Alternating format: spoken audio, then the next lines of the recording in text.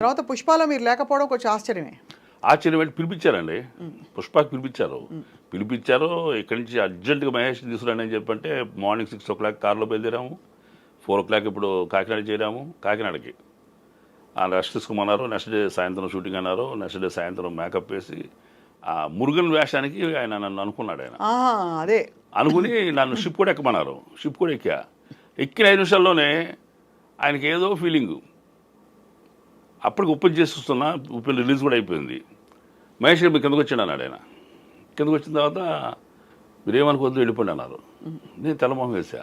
వెళ్ళిపోమంటారు sir అన్న. నేను ఏదో మిమ్మల్ని వాడుదామని చెప్పి అనుకున్నా కానీ ఇక్కడ నేను మ్యాజిక్ చేయటం కూడా ఏం లేదండి. అతను హీరో వేరే చోటకు వస్తాడు, మళ్ళీ ఆడేది తమిళం దగ్గరికి చిన్న బేరసారాలు 2-3 చిన్న డైలాగులు ఉంటాయి. క్యారెక్టర్ ఎక్స్పోజర్ ఉండదు, నేను చేయటానికి ఏమైనా ఉండదు. మీరు వాడుకుందాం అన్నా కానీ మీరు మంచి వేషం చేస్తున్నారు కదా, మీరు ఏమనుకో తెలిపోయినా చిన్న వేషం అయిపోతుంది మీకని ఫీల్ ఫీల్ అయితే చాలాసేపు ఫీల్ అయ్యాడంట. పక్కన డ్రాగన్ మాస్టర్ ఉన్నారు, ఆయనతో కూడా ఆయన మీరు డిసప్పాయింట్ అయ్యారా? అయ్యాను. బట్ ఆయన చిన్న వేషమైంది దీనికని గౌరవించాడు అనేది చాలా ఆనందపడ్డా. ఆ దృష్టిలో నేను చాలా పెద్ద యాక్టర్ అనమాట, వాల్యుబుల్ యాక్టర్ అనే విషయం నాకు రుజువైంది. మీరేమనుకోవద్దు, పార్ట్ 2లో మీరు చదువు కానీ మీరు మంచి వేషం చేస్తారన్నాడు ఆయన. అంటే నేను నవ్వితే ఆయన ఇది మిమ్మల్ని పంపించేటానికి ఏదో కన్విన్స్గా చెప్తాను అనుకోవద్దు అని కొంచెం సీరియస్గా చెప్పారు. సార్ నేను ఆ మనసులో మాట చెప్పను మీకు అన్న, చెప్పండి అన్నారు. ఒకవేళ పుష్ప 2లో కూడా చేయలేకపోతే చేస్తున్నారు అన్నాడు. చెప్పను సార్, చేయలేకపోతే అరే మన మహేష్కి మనం ఇవ్వలేకపోయామే అని మీరు ఫీల్ అవుతారని నేను నమ్ముతా అన్న. తప్పడు కొట్టేశాడు ఆయన. సూపర్ అండి, మీరు అదే పాజిటివ్గా ఉండండి, ఖచ్చితంగా మనం చేస్తున్నాం అన్నారు. కానీ పుష్ప 2 చేయలే. ఎందువల్ల చేత ఏం మరి దాంట్లో నాకు తగ్గ వేషం నేను అనుకోవడం సార్. అంటే కాస్టింగ్ అంటే ఇప్పుడు ఆయన దృష్టిలో మంచి యాక్టర్ ఉన్నానండి. నేను అదే చెప్పా, రంగస్థలంలో చేసిన వాళ్ళు ఎవరిని ఉప్పెనకి రిపీట్ చేయమన్నారు.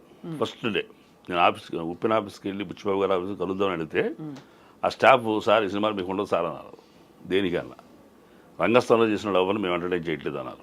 దేనికంటే హీరో తాలూకు hero, same production house, Sukumar గారి శిష్యుడు, periodic movie, same village backdrop, ఇది కూడా రంగస్థలం 2 అయిపోద్దని చేయదలుచుకోలేదన్నారు. మీ ఆలోచన రైటే, నువ్వు సరే వచ్చేలేని చెప్పి సార్ కన్నా అనుకోకుండా మరి వాళ్ళ ఎవరు అనుకుని ఎవరిని పక్కన పెట్టారు కానీ మొత్తాన్ని నాకు I got a call. Right, చాలా మంచి ఫ్యాషన్ చేశారు విజయ్ సేతుపతి గారితో. మరి అది నేను కోరితే రాలేదు, కోరుకున్నా రాలేదు. సో దీన్ని బట్టి మీకు ఏమర్థం అవుతుంది? మీరు రచయిత, పిఆర్పి ఒక పొలిటికల్ పార్టీకి స్క్రిప్ట్లు అవి రాశారు, మన పాంఫ్లెట్స్ అవి. మరోవైపు అనుకోకుండా అనూహ్యంగా ఇప్పుడు తెర మీద ఒక పవర్ఫుల్ విలన్గా ప్రత్యక్షమై ఐ థింక్ చాలా తక్కువ కాలంలోనే మీరు 40 సినిమాలు చేయడం అంటే నోటబుల్ ఫిల్మ్స్ అన్ని, నోటబుల్ క్యారెక్టర్స్ అంటే చాలా మీకు విధి చెట్టు తిప్పుతుంది. డెస్టినీ. ఏ దేవుడు నమ్ముతారు సార్ మీరు? అంటే నమ్ముతారా దేవుడిని? దేవుడిని నమ్ముతా. ఒక పర్టికులర్ దేవుడిని అంటే ప్రార్థన చేయను కానీ నేను మాస్టర్ సివివి గారు స్పిరిచువల్. మీరు స్పిరిచువల్, అందుకే ఒకలాంటి శాంతంగా అనిపిస్తారు. మీరేమో విలన్ గా మారారు. విలన్స్ మానసికమైన ప్రశాంతత ఉన్నవాళ్ళు, గంభీరమైన ఫేస్ వాల్యూ ఉన్నవాళ్ళు. మీకు కాంబినేషన్ సీన్స్ లో అదరగొట్టిన మీ కో స్టార్స్ ఎవరెవరు చెప్పండి సార్, మీ ఎక్స్పీరియన్సెస్.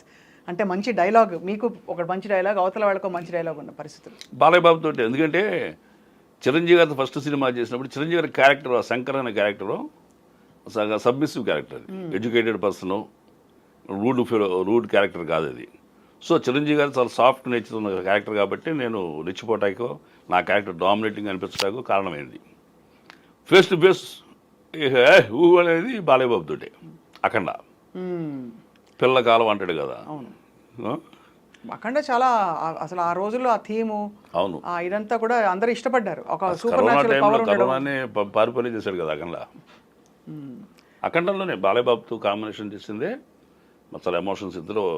అంటే నేను ఇప్పుడు అలాంటి పెద్ద ఆర్టిస్ట్ దగ్గర మనం కాస్త చేయగలిగితే, ఆయన సూర్యుడైతే మనం చంద్రుడిలాగా ఇంకా ఫుల్ మూన్ నైట్ మన ఫేస్ కానీ మన యాక్టింగ్ కానీ వాళ్ళ కాంతి కిరణాలు మనం పెట్టి ఇంకా షైన్ అవుతాం మనం. అలాంటి పెద్ద ఆర్టిస్ట్ ముందు చేయగలిగితే అదే అదృష్టం అండి. కరెక్టే. హీరో కాంబినేషన్ చేయటం అనేది ఇది నాకు చిరంజీవి గారితో ఆ సినిమా, రంగస్థలం లిమిటెడ్గా రామ్ చరణ్ గారితో ఆ సినిమా. అసలు రామ్ చరణ్ గారు సమంత ఈ సినిమాలో పండించారు. అంటే యాక్టింగ్ ఫిలిం కుండే ఇది ఉండి అన్ని రకాలుగా అసలు వాళ్ళ సహజమైన నటన, ఆ సన్నివేశాలు, ఆ యాస, భాష అన్నీ కూడా. అవును.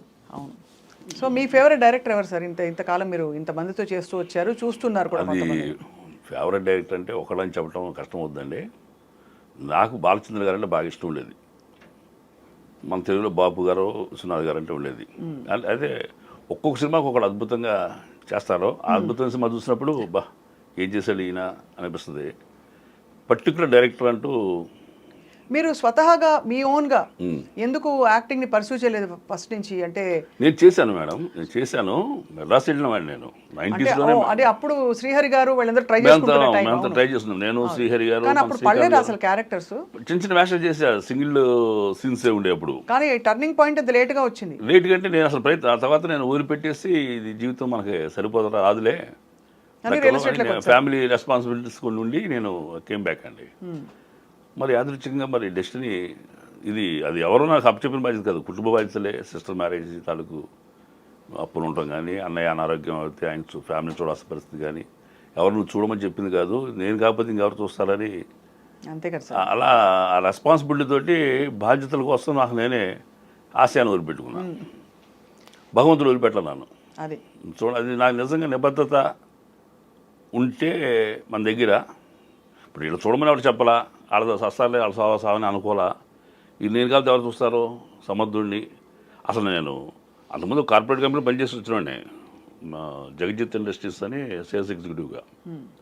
మళ్ళీ ఆ లైన్కి వెళ్తే తక్కువ సంపాదన, ఆ రోజుల్లోనే 2000 అంత ఉండేది నాకు. అవును, పిచ్చి పిచ్చి చాకరీ ఉంటుంది. చాకరీ ఉంది. టోటల్ మంత్ అంతా కష్టపడితే 2000 జీతం వచ్చేది. లెక్కర్ డివిజన్ పేగా వివా మాటం అనయ్య, ఆ కంపెనీ వాళ్ళది లెక్కర్ డివిజన్లో వర్క్ చేసామండి వైజాగ్లో. అక్కడ నాటకాలు చేశా. ఓహో, సో అక్కడ రంగస్థలాన్ని మీరు రంగస్థలం అప్పుడే ఎక్కాం. నేను వైజాగ్ ప్రసాద్ గారు స్టేజీ చేసాం, ఒక స్టేజీ ఒక నాటకంలో.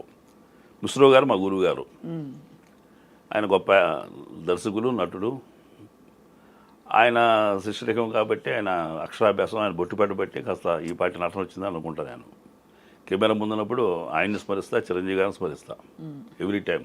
అవునా? Because whenever I stand in front of the camera, కడు మూసుని మాస్టర్ సివి గారిని, విశ్వరావు గారిని, చిరంజీవి గారిని తలుచుకుంటా. ఈ జీవితం ఇచ్చింది ఆయన, నటన నేర్పింది ఈయన, బతికిస్తుంది, బ్రేక్ కాపాడుతుంది పైనుంచి ఆయన అని. సో అయితే మరి అప్పుడు సినిమా ఇండస్ట్రీలో ట్రై చేస్తున్న టైంలో సార్, అంటే ఎలా ఉండేది వాతావరణం? మీకు బేసిక్గా మీకు బ్యాక్గ్రౌండ్ లేదు, ఏం లేదు. సో కొత్త మనిషి వచ్చి మీరు ఫోటోలు పట్టుకుని తిరగడమే అంతే. ప్రతి ఆఫీస్కి మెడ్రాస్లో అంతే. ఎంత టీ నగరా? నేను ఉండేది ట్రస్ట్పురంలో ఉండేవాడిని. ఈవి సత్యనారాయణ గారు మాకు నా స్ట్రీట్లో అవతల ఉండేవాళ్ళు. ఎల్బి శ్రీరామ్ గారు, ఈవి సత్యనారాయణ గారు, వైవేస్ చౌదరి గారు. తమిళ పేస తెలియమా? అప్పుడు 3 ఏళ్ళు ఉన్నా కానీ ఏమీ రావలేదు. కానీ బాధ్యతల వల్ల తిరిగి వచ్చారు, ఇంకా వదిలేసాను. టోటల్గా ఆశయం, అంబిషన్ వదిలిపెట్టేసా.